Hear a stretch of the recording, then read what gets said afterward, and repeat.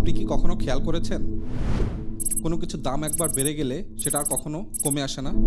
Specially আমাদের বাংলাদেশে তো দাম কখনোই কমে না। চাল, ডাল, তেল, এমনকি বাসা ভাড়া সবকিছুর দাম কেবল বাড়তির দিকে। আমাদের বাংলাদেশে কি দাম কমার জন্য কোনো আইন নেই? নাকি আমাদের সাথে কোনো একটা সিস্টেমেটিক খেলা চলছে? আজকে আমরা খুব সহজ ভাষায় বোঝার চেষ্টা করব বাংলাদেশে কোনো কিছুর দাম একবার বেড়ে গেলে সেটা কেন আর কখনোই কমে আসে না। আপনারা দেখছেন কথা নেটওয়ার্ক, আর সাথে আছি আমি জামান। চলুন তাহলে শুরু করা যাক। ধরুন ২০২০ সালে আপনি ১ লিটার ভোজ্য তেল কিনতেন ৳৫০ পার লিটার। সেই ভোজ্য তেলটাই এখন পার লিটার কিনতে হচ্ছে ৳১৮০ থেকে ৳২০০ য়। আন্তর্জাতিক বাজারে তেলের দাম কমলেও বাংলাদেশের বাজারে তেলের দাম একই জায়গায় আটকে থাকে। আর আমাদেরকে বলা হয় ডলার সংকট, আমদানি খরচ, যুদ্ধ, বিশ্ব পরিস্থিতি। কিন্তু কথা হলো, বিশ্ব পরিস্থিতি ঠিক হলেও আমাদের দাম ঠিক হয় না কেন? এই জিনিসটা বুঝতে হলে আমাদেরকে প্রথমে বুঝতে হবে খুব সাধারণ একটা শব্দ, ইনফ্লেশন বা মুদ্রাস্ফীতি। যে শব্দটা আমরা হরহামেশা অর্থনীতিবিদদের মুখ থেকে শুনে থাকি। খুব সহজ ভাষায় বললে ইনফ্লেশন বা মুদ্রাস্ফীতি হলো টাকার মান কমে যাওয়া। মানে আপনি এখন ৳১,০০০ যা কিনতে পারেন, এখন থেকে ৫ বছর পরে সেই একই জিনিস কিনতে হলে হয়তো আপনাকে ৳১৫০০ পে করতে হবে। তার মানে এই ৳১,০০০ এখনকার যে ভ্যালুটা আছে ৫ বছর পরে সেম জায়গাতে সেম ভ্যালুটা আর থাকতেছে না। এটাই হচ্ছে মুদ্রাস্ফীতি। স্বাভাবিকভাবে বাংলাদেশে মুদ্রাস্ফীতির হার হচ্ছে ৭ থেকে ১০%।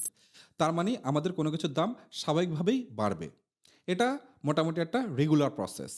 কিন্তু মূল সমস্যাটা আসলে এখানে না। আমাদের বাংলাদেশে জিনিসপত্রের দাম বাড়ার সবচেয়ে বড় কারণ হচ্ছে কস্ট পুশ ইনফ্লেশন। তার মানে হচ্ছে জ্বালানির খরচ বেড়ে যাওয়া, পরিবহনের খরচ বেড়ে যাওয়া, গ্যাস, বিদ্যুতের দাম বেড়ে যাওয়া, ডলারের দাম বেড়ে যাওয়া, সবকিছু বেড়ে যায়।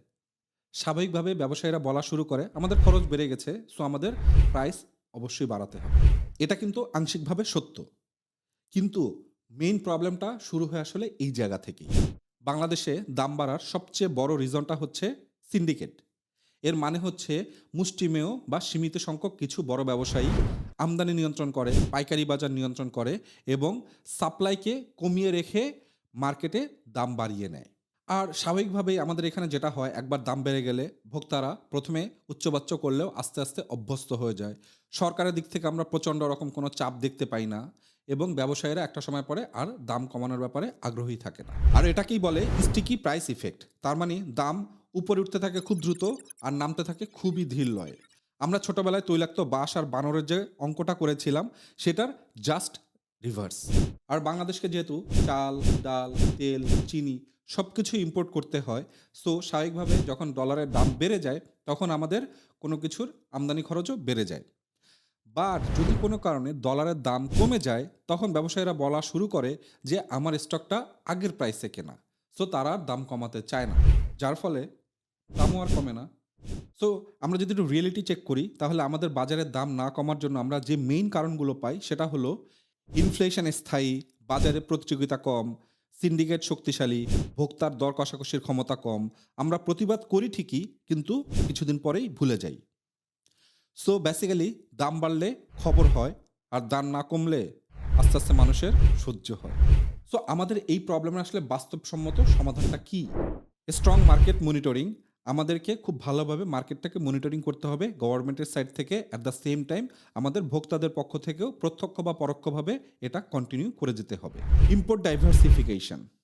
আমাদেরকে কোনো একটা নির্দিষ্ট দেশ কিংবা রিজিয়নের উপর আসলে ডিপেন্ডেন্ট হলে চলবে না। আমাদেরকে অনেকগুলো অপশন ক্রিয়েট করতে হবে।